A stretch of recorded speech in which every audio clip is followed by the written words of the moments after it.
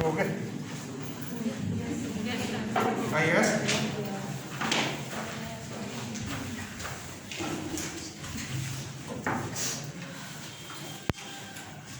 देखिए आज हमारा जो गद्य भाग है उसका जो एक पार्ट था जो हमारा रह गया था, धर्म की आड़, इसका शीर्षक है, इसके लेखक है हमारे गणेश शंकर। क्यों दिखेंगे नहीं लाइट देखिए। तो आइए अपने पाठ्य पुस्तक निकालें, उसको समझने का प्रयास करें। गणेश शंकर विद्यार्थी का जीवन परिचय हमने पढ़ लिया था, पिछली कक्षा में पढ़ा था। उसके बाद में इसको वापस हमको दोहराने की आवश्यकता नहीं, हमें सिर्फ डायरेक्ट हम उसको पाठ को पढ़ने का प्रयास करते हैं, समझने का प्रयास करें। जैसा कि इनके जीवन परिचय में बताया गया था कि गणेश शंकर विद्यार्थी का जीवन काल 1891 से लगाकर 1931 तक रहा। इस जीवन काल के दरमियान उन्होंने देश की आज़ादी के अंतर्गत बहुत कुछ महत्वपूर्ण स्थान लिया। उन्होंने आज़ादी के समय में या आज़ादी की लड़ाई के अंतर्गत अपने पत्रकारिता के माध्यम से लोगों के अंतर्गत शिक्षा को देने का प्रयास किया। गणेश शंकर विद्यार्थी ने अपने प्रताप साप्ताहिक अखबार के माध्यम से लोगों को के अंतर्गत अनेक जन जागृति फैलाने का भी कार्य किया। इनके साथ साथ उनको कई बार अंग्रेजों ने जेल के अंदर डाला। जेल के अंतर्गत उन्होंने अनेक प्रकार की यात्राएं सही। उसके साथ साथ कहते हैं कि 1931 के अंतर्गत कानपुर के अंतर्गत सांप्रदायिक दंगों के दरमियान उनकी मृत्यु हो गई। वे वहाँ पर सांप्रदायिक दंगों को शांत करने के लिए वहाँ गए थे, लेकिन उपद्रवियों ने उनके साथ मारपीट डाली और जिसके कारण उनको अपने जीवन की बलि वहाँ देनी पड़ी। तो देखिए वहाँ उनकी मृत्यु होने पर महात्मा गांधी ने कहा था कि काश ऐसी मृत्यु मेरी भी होती, यानी उनकी मृत्यु को उन्होंने शुभ मृत्यु माना, अच्छी मृत्यु माना। तो आइए इस प्रकार से उनके जीवन के योगदान को पढ़ते हुए उनके द्वारा लिखित पाठ को पढ़ने का प्रयास करते। इन्होंने धर्म की आड़ पाठ के माध्यम से लोगों को अंतर्गत जन जागृति फैलाने का कार्य करने के लिए बताने का प्रयास करें। इस पाठ के अंतर्गत लेखक ने बताने का प्रयास किया है कि किस प्रकार से जो स्वार्थी लोग होते हैं वे धर्म के नाम पर किस प्रकार लोगों को उकसाते हैं और लोगों को किस प्रकार से लड़ते और झगड़वाते हैं। ध्यान मेरी तरफ आइए अब हम जानने का प्रयास करते हैं कि किस प्रकार से जो स्वार्थी लोग होते हैं अपने स्वार्थ सिद्धि के लिए जो भी साधारण लोग होते हैं उनको किस प्रकार से बहलाते फुसलाते हैं, इस प्रकार और अपने कार्य की सिद्धि कर लेते हैं, वो इस पाठ के माध्यम से जानने का प्रयास करें। लेखक कहते हैं कि इस समय देश में धर्म की धूम है, उत्पाद किए जाते हैं तो धर्म और ईमान के नाम पर, और जिद की जाती है तो धर्म और ईमान के नाम पर। यानी कि धर्म से तात्पर्य आप यहाँ पर किसी रिलीजन से नहीं कह सकते अपन, यह धर्म दो तरह से प्रयोग किया गया है। एक धर्म किसी रिलीजन से जो किसी अनुयायी के तौर पर अपने एक धार्मिक भावनाओं के तहत जो चलता हुआ आ रहा उसको धर्म माना गया है। दूसरा धर्म उसे कहा गया है जो अपना एक तरह से कर्तव्य जिसे कह सकते हैं, या ईमान शब्द प्रयोग लाया गया है। ईमान शब्द मतलब सच्चाई जिसे या नियति जिसे कह सकते हैं, या अपनी नियत। कहते हैं कि इस समय जो देश यानी जिस समय उन्होंने जो घटना लिखी या उनके साथ जो घटना घटी उस घटना को बतलाते हुए ये कहना चाह रहे हैं कि इस समय देश में धर्म की धूम है और उत्पाद किए जाते हैं जो धर्म और ईमान के नाम पर, और जिद की जाती है तो धर्म और ईमान के नाम पर। रमुआ और बुद्धू मियाँ दो व्यक्ति विशेषों का नाम है, अलग अलग धर्म के लोगों के नाम से बताने का प्रयास किया है। धर्म और ईमान को जाने या न जाने परंतु उनके नाम पर उबल पड़ते हैं और जान लेने और जान देने के लिए भी तैयार हो जाते हैं। तो देखिए लेखक ने यहाँ पर बहुत बढ़िया तरीके से बताने का प्रयास किया है कि लोग किस किस प्रकार के बन जाते हैं कि बहुत सारे लोग होते हैं जो धर्म और ईमान के नाम पर अपनी जान दे देते हैं और धर्म और ईमान के नाम पर जान ले भी लेते हैं। वे कहते हैं कि देश के सभी शहरों का यही हाल है, क्योंकि जगह जगह पर धार्मिक भावनाओं से ओतप्रोत अनेक प्रकार के लोग रहते हैं। वे लोग अपने धर्म और ईमान को उच्च श्रेणी में रखते हुए कई बार उपद्रव की स्थिति बना देते हैं। तो इस प्रकार की स्थिति को भी बताने का प्रयास किया है। वे कहते हैं कि उबल पड़ने वाले साधारण आदमी का इसमें केवल इतना ही दोष है कि वह कुछ नहीं समझता और बुझता। देखिए यहाँ पर लेखक ने उन लोगों की ओर भी इशारा करने का प्रयास किया है जो लोग धर्म की परिभाषा जानते नहीं, लेकिन कुछ ऐसे धर्म के जो ठेकेदार हो या धर्म के जो नेतागण हैं वे लोग इस प्रकार धर्म की बातें कहते हैं और जो लोग नहीं जानते उनको जैसा कहते हैं वैसे सुन पढ़ते हैं और वे लोग और न सोचे न समझे उनके पीछे चल पड़ते हैं। तो उनके लिए भी कहा गया है कि दूसरे लोग उसे जिधर जोत देते हैं उधर जुट जाते हैं। जिस प्रकार से बैलगाड़ी के अंतर्गत बैलों की जोड़ी को जोत दिया जाता है और उसका मालिक जिस तरफ इशारे करके ले चलता है उस तरफ चल दिए जाते हैं, उसी प्रकार धर्म के जो नेतागण हैं या ठेकेदार हैं वे लोग भी साधारण लोगों को इस प्रकार धर्म की भावनाओं से भड़का देते हैं और उन्हें जिस तरह से जिस श्रेणी में उनको रखना चाहते हैं उस तरफ लेकर चले जाते हैं। उन्हें किसी प्रकार का कार्यक्रम करना है तो वो सस्ते में मिल जाते हैं, समझा, या कि उपद्रव कराना है तो धर्म के नाम पर वो उनको मिल जाते हैं। तो ऐसी स्थिति को यहाँ बताने का प्रयास किया है, इसलिए उन्होंने कहा है कि जिधर जोत देते उधर जुट जाते हैं। वे कहते हैं यथार्थ दोष हैं, ये वास्तविक दोष हैं। कुछ चलते पूर्जे उन्हें कहा गया, जो लोग चालाक होते उन्हें कहा गया, जो लोगों को सिर्फ भड़काने का कार्य करते हैं अपने कार्य सिद्धि करने के लिए, ऐसे लोगों को चलते पूर्जे के रूप में उनको कहने का प्रयास किया है कि पढ़े लिखे लोगों का जो मूर्ख लोगों की शक्तियों का उत्साहों का दुरुपयोग इसलिए कर रहे हैं कि जिस प्रकार जाहिलों के बल के आधार पर उनका नेतृत्व और बड़प्पन कायम रहे, इसके लिए धर्म और ईमान की बुराइयों से काम लेना और उन्हें सब में सुगम माने आसान मालूम होता है और सुगम भी है। लेकिन कहते हैं जो चलते बोलते लोग होते हैं वे लोग ऐसे साधारण लोगों को बहला फुसला कर कई प्रकार के कार्य करवा लेते हैं और उन्हें पता है कि धर्म और ईमान के नाम पर सस्ता साधन है जहाँ पर लोगों को इकट्ठा किया जाता है और लोगों को भड़काया जा सकता है, लोगों से कोई भी कार्य किया जाता है। यदि दूसरा कोई अपना निजी कार्य करना हो तो उसके लिए बहुत कुछ खर्च आता है, साधन उसको चाहिए, लोगों को बुलाने ले जाने के लिए बहुत कुछ पैसा खर्च करना पड़ता है। लेकिन जब कोई भी धर्म और ईमान के धर्म के नाम पर किसी लोगों को जब भीड़ को इकट्ठी की जाती है तो व्यक्ति विशेष अपने स्वयं के खर्चे पर वहाँ पहुँच जाता है। इसलिए उन्होंने कहा कि ये सबसे सुगम भी है, सरल भी है और वैसे सुगम भी है, सरल है, क्योंकि बिना खर्चे का काम होने वाला है। वे कहते हैं कि साधारण आदमी तक के दिल में यह बात अच्छी तरह बैठी हुई है कि धर्म और ईमान की रक्षा के लिए प्राण तक दे देना वाजिब है। बेचारा साधारण आदमी धर्म के तत्वों या धर्म के नियमों को क्या जाने, लकीर पीटते रहना ही वह अपना धर्म समझता है। उसकी इस अवस्था से चालाक लोग इस समय बहुत बेजा या ज़्यादा फायदा उठा लेते हैं। जैसा कि मैं सभी बताया कि धर्म के नेतागण हैं जो अपने कार्य सिद्धि करने के लिए, अपने स्वार्थ सिद्धि करने के लिए इस प्रकार के काम करके बहुत ज़्यादा फायदा उठा लेते हैं। लेखक कहते हैं कि पाश्चात्य देशों यानी पश्चिम देशों, वेस्टर्न कल्चर वाले देशों से कहा गया है, विदेशी देश भी हम कह सकते हैं। पाश्चात्य देशों में धनी लोगों की और गरीब मजदूरों की झोपड़ियों का मजाक उड़ाती है अट्टालिका, माने बहुखंडी मंजिला जिसे कहते हैं अपन।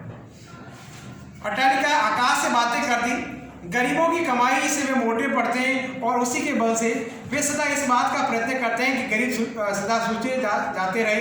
यह भयंकर अवस्था है। इसी कारण साम्यवाद और बोल्शेविज्म जैसी क्रांतियों का जन्म हुआ। तो देखिए यहाँ पर लेखक ने बहुत ही बढ़िया तरीके से बताने का प्रयास किया है। वे कहते हैं कि पाश्चात्य देश पश्चिमी देश है, वहाँ के लोगों के मध्य में जो महत्वपूर्ण अंतर है वो गरीबी और अमीरी का है। अमीर लोगों के जो भवन है, घर है, बहुत बड़े बड़े, और जो गरीब है उनकी मात्र झोपड़ियाँ हैं। और वहाँ की गरीबों की ऐसी दिन अवस्थाएं कि अमीर लोग जो हैं उन गरीबों का पूरा काम ले लेते हैं। जैसा कि आपने इतिहास के अंदर पढ़ा होगा, दास प्रथाएं, मानव तस्करी, इस प्रकार की घटनाओं को आपने पढ़ा होगा। अमेरिका की दास प्रथाओं, अमेरिका में जो गुलाम हो, इस प्रकार की स्थितियाँ क्यों बनी?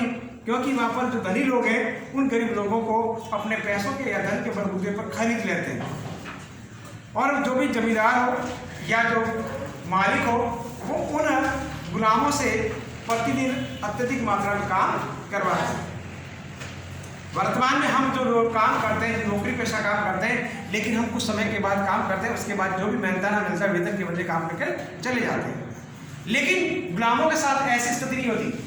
गुलाम सदैव मालिक के यहीं रहता है, मालिक उन्हें कुछ 2 वक्त की भोजन दे पाता है या देता है, उसके बदले उसे 24 आवर्स काम करवाता है। क्योंकि उन गुलामों को जो गुलाम होते हैं या जो लोग हैं वो भी मानव हमारी तरह, लेकिन उन्हें मानव एक दूसरे को बेच डालता है। जिस प्रकार से पशुओं का व्यापार किया जाता है, पशु का मालिक जब उसको बेच देता है तो अगला वह मालिक उसका मालिक बन जाता है, और वो पशु जितना काम लेना चाहता है, जब पैसे देने के उपरांत वो ले लेता है। तो उसी प्रकार पाश्चात्य देशों के अंतर्गत यानी पश्चिमी कल्चर वाले देश है, वहाँ पर लोगों का इस प्रकार से तस्करी हो जाती है और लोगों को इस प्रकार से काम लिया जाता है। तो यहाँ उसका उदाहरण यहाँ पर बताने का प्रयास किया है कि वहाँ के लोगों का जो अंतर है वो है गरीबी और अमीरी का है। वे कहते हैं कि इसी कमियों के कारण वहाँ पर बहुत बड़ी एक साम्यवाद क्रांति हुई। साम्यवाद क्रांति के बारे में आपको बहुत कुछ पढ़ा है, इतिहास के अंतर्गत, हिस्ट्री के अंदर पढ़ा है। बोरिसिन जैसी क्रांति हुई क्यों हुई उसके बारे में हमने बहुत कुछ पढ़ा है। क्योंकि आपको पता है कि जब लोगों के साथ अत्यधिक मात्रा जब अत्याचार होना प्रारंभ हो जाता है, लोग जब गले तक बढ़ जाते हैं, तब लोग क्या करते हैं? क्रांति करते हैं। हमारे देश में जब अंत समय में अंग्रेजों ने बहुत ज़्यादा जुल्म करना शुरू प्रारंभ कर लिया, तो 1857 के अंतर्गत जो भी हमारे यहाँ स्थानीय विदेशी राजा और महाराजा थे, उन्होंने भी उनके विरुद्ध विद्रोह कर दिया। लेकिन उसके बाद भी लगभग 90 साल तक शासन करते रहे। उसके बाद हमारे आम जनता को जब पता चला कि वास्तविक रूप से ये बहुत ज़्यादा शोषण करते हैं, इसलिए उन्होंने फिर वापस अनेक प्रकार की छोटी छोटी क्रांतियाँ शुरू कर दी, और उन क्रांतियों के फलस्वरूप 15 अगस्त 1947 को हमारा देश आज़ाद हुआ है। तो देखिए उसी बात को यहाँ पर लेखक ने बताने का प्रयास किया है। लेखक कहते हैं कि अनेक प्रकार की बुराइयों के कारण ही इस प्रकार की क्रांतियाँ। और अब देखिए ये तो विदेशी जो भी शक्तियाँ थी उनके विरुद्ध बताने का प्रयास किया, किस प्रकार से मानव के बीच भेद था। ये कर लेगा।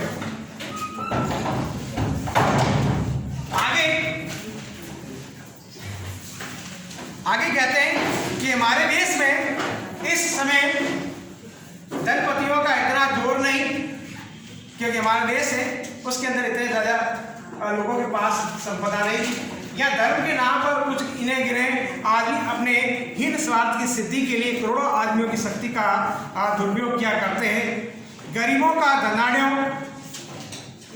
का सोचा जाना इतना बुरा नहीं जितना बुरा यह है कि वहाँ है धन की मार और यहाँ है बुद्धि की मार।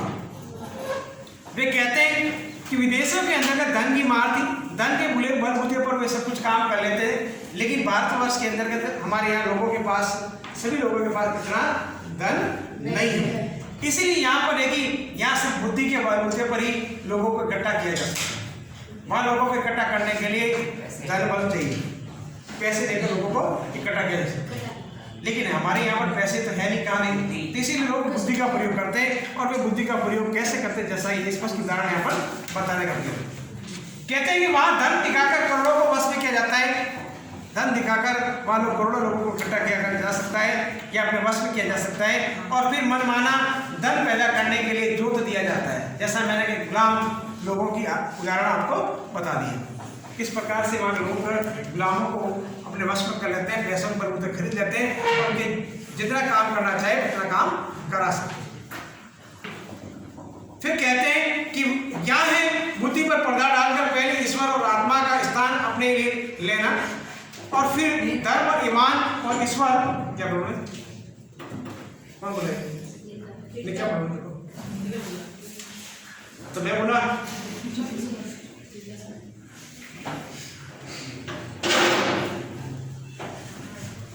धर्म और ईमान ईश्वर और आत्मा के नाम पर अपनी स्वार्थ सिद्धि के लिए लोगों को लड़ाना और भिड़ाना। वे कहते हैं कि हमारे यहाँ पर स्थिति कुछ अलग है। यहाँ पर लोग पहले तो अपना धर्म का पाठ पढ़ लेते हैं, अपने आप को धर्म के नेता बना लेते हैं, उसके बाद वे धर्म और ईमान के नाम पर लोगों को पाठ पढ़ाते हैं और अपनी स्वार्थ सिद्धि के लिए फिर लोगों को लड़ना और झगड़ना प्रारंभ करा देते हैं। ये हमारे स्थानीय लोगों का कार्य है। लेकिन वे अफसोस जाहिर करते हैं कि बहुत सारे भारतवर्ष में ऐसे भी लोग हैं जो सिर्फ जानते ही नहीं धर्म क्या है और ईमान क्या है और वे उसके पीछे चल पड़ते हैं। इसी को लेकर वे कहते हैं कि मूर्ख बेचारे धर्म की दुआया देते और दिन दिन चिल्लाते हैं, अपने प्राणों की बाजियां खेलते और थोड़े से अनियंत्रित और दूर से बातों तक चलना है।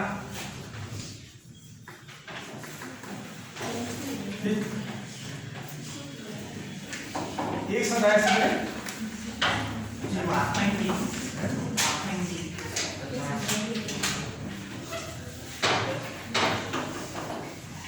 अब देखिए वे कहते हैं कि दुष्ट आदमियों यानी चालाक आदमियों का आसन ऊंचा करते और उनका बल बढ़ाते।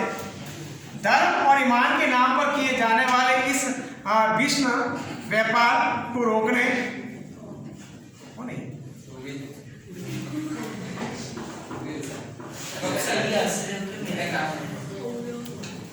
एक मिनट से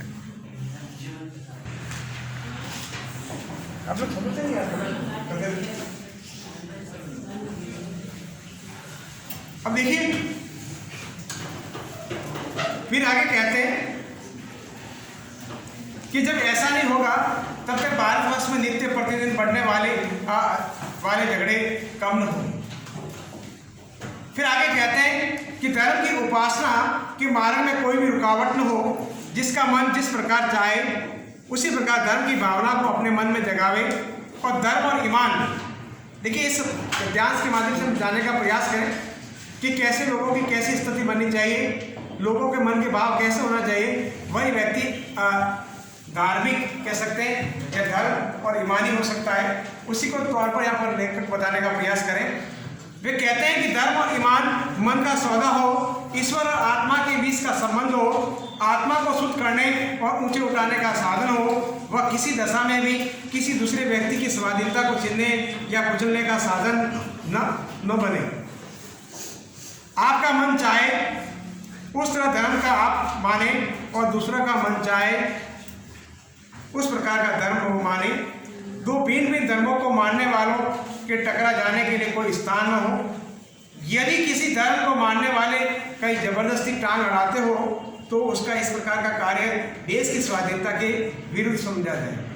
तो देखिए इस गद्यांश के माध्यम से लेखक ने बड़ा स्पष्ट तरीके से बनाने का प्रयास किया है कि किस प्रकार से व्यक्ति विशेष के व्यवहार को रखना चाहिए और धर्म और ईमानी कैसा हो सकता है, और यदि कोई इस प्रकार से बीच में रुकावट पैदा करता हो तो उसका कोई बीच में स्थान न हो। आजादी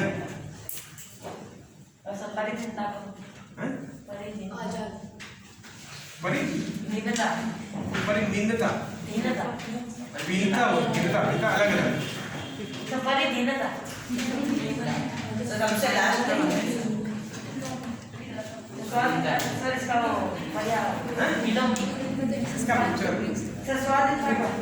स्वाधीनता मन आजादी इससे कहा गया है, इसलिए कह रहा है कि स्वाधीनता का विलोप। साइलेंट इसको पूछे दे पहले इसकी बात। देखिए स्वतंत्र गणतंत्र होता है, गुलामी से कहा गया।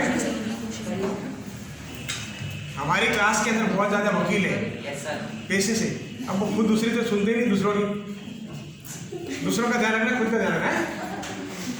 आइए अब आगे बढ़ते हैं। वापिस कहते हैं कि देश की स्वाधीनता यानी आज़ादी के लिए जो उद्योग किया जा रहा था, यानी उस समय जिस समय उन्होंने ये लिखा उस समय लोग आज़ादी का अलग जगा रहे थे, ज्योति जगा रहे थे, लोग आज़ादी के लिए मांग कर रहे थे, इसलिए उन्होंने उसको उद्योग के रूप में कहने का प्रयास किया है। देश की स्वाधीनता के लिए जो उद्योग किया जा रहा था उसका वह दिन निस्संदेह अत्यंत बुरा था। जिस दिन स्वाधीनता के क्षेत्र में खिलाफत, अब खिलाफत में देखिए मुल्ला मौलवियों और धर्माचार्यों या धर्म को मानने वालों को स्थान दिया जाना आवश्यक समझा गया। एक प्रकार से उस दिन हमने स्वाधीनता के या आज़ादी के क्षेत्र में एक कदम पीछे हटकर रखा गया, क्योंकि इस प्रकार के जो धार्मिक क्षेत्र के लोग वे आगे आने लगेंगे और वे अपने कार्य अलग तरह से निर्धारण करना प्रारंभ करेंगे। उसी बात को लेकर आगे वे कहते हैं कि उसी पाप का फल आज हमें भोगना पड़ रहा है। यानी लेखक उस समय इस धार्मिक भावनाओं के शिकार हो गए थे। तो 1931 की घटना, जैसा कि हमें इनके पाठ परिचय में बताया गया था, वे कहते हैं कि उसी पाप का फल आज हमें भोगना पड़ रहा है। देश को स्वाधीनता के संग्राम ही ने मौलाना अब्दुल बारी और शंकराचार्य को देश के सामने दूसरे रूप में पेश किया, उन्हें अधिक शक्तिशाली बना दिया और हमारे इस काम का फल ये हुआ कि इस समय हमारे हाथों में ही से बढ़ाई इनकी और इनके लोगों की शक्तियाँ हमारी जड़ उखाड़ने और देश की मजहबी पागलपन, परपंच और उत्पाद का राज्य स्थापित कर रही है। तो देखिए लेखक यहाँ पर देखिए कटाक्ष करें धर्म के धर्मावलंबियों का, जो धर्म के जो ठेकेदार है, धर्म के जो मुखिया हैं, उनकी ओर कटाक्ष करने का प्रयास करें। वे कहते हैं कि जब आज़ादी की लड़ाई के अंतर्गत इन लोगों का सहयोग लेना प्रारंभ कर लिया तो इन लोगों ने अपने अपने धर्म को आगे रखकर आज़ादी को लड़ने का प्रारंभ किया। तो वे लोग धर्म को आगे रख रहे थे और स्वाधीनता को बाद में, यही बात कहना चाह रहे हैं। तो देखिए जब लोग अपने अपने पहचान के लिए अलग अलग काम करना प्रारंभ कर लिया, अपने अपने नीति के आधार पर काम करना शुरू कर दिया, तो देखिए लोगों के अंदर का वैमनस्य बढ़ गया। अलग अलग धर्म के लोग अलग अलग तरीके से आज़ादी की मांग करने लगे गए। तो इसी को उन्होंने पागलपन और प्रपंच के नाम से उन्होंने बताने का प्रयास किया। फिर कहते हैं उन्होंने आगे हमारे राष्ट्रपिता महात्मा गांधी के विचारों को बताने का प्रयास किया कि किस प्रकार से उन्होंने अपनी विचारधारा को रखा और आज़ादी की अलग रखी।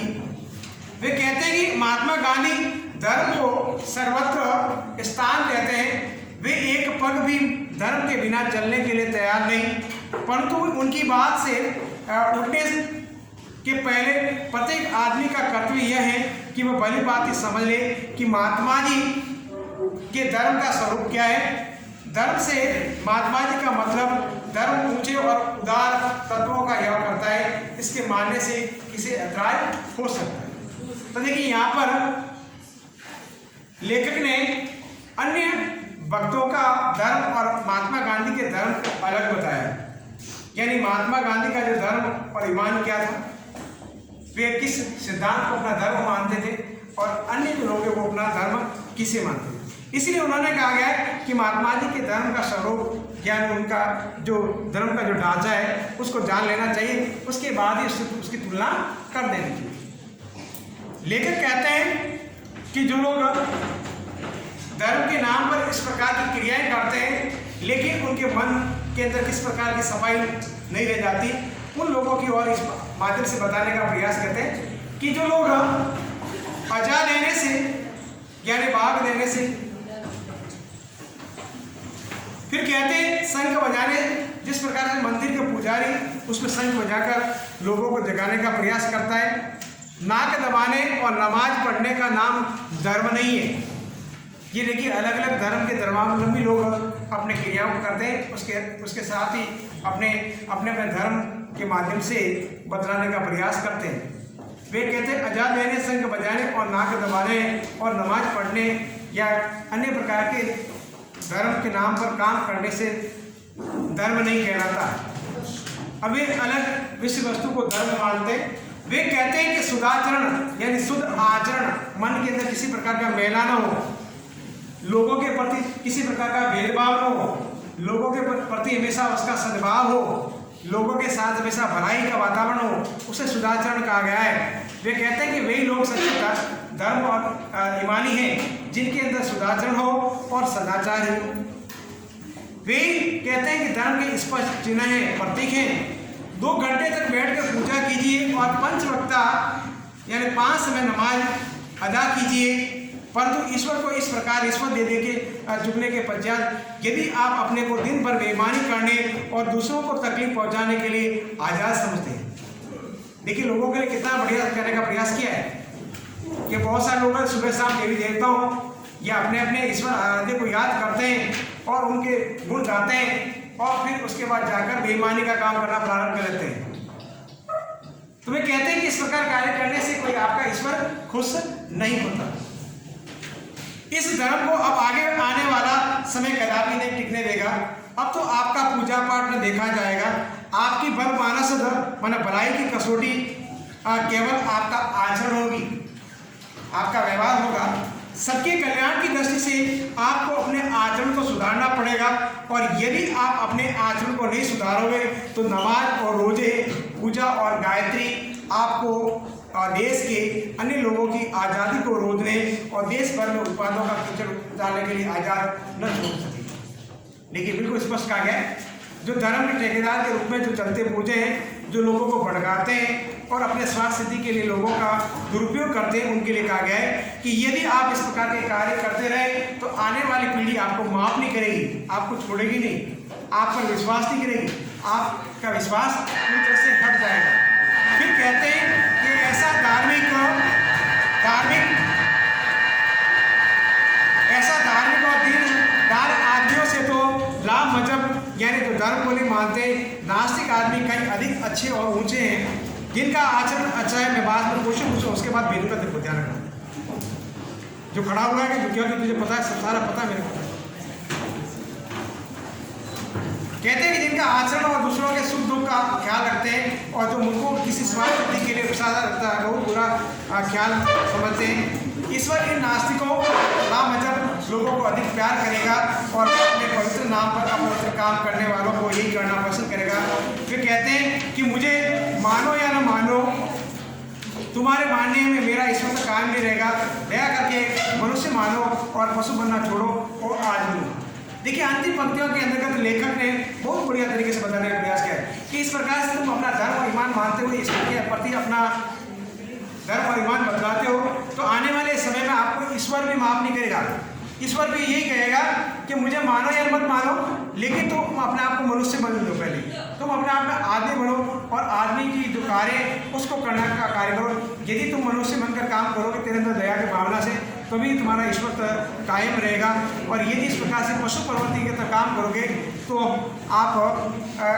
आपका कार्य सिद्ध नहीं होगा, आप पर ईश्वर भी विश्वास नहीं करेगा। इसलिए कहते हैं कि आप पशु प्रवृत्ति छोड़ें और मनुष्य का जीवन अपनाएं और आदमी बनने का प्रयास करें। उसके अलावा देखिए आप इसके अंतर्गत प्रश्न संख्या एक बार नोट कर लें, पहला, दूसरा, पांचवा और छठा उल्लेख में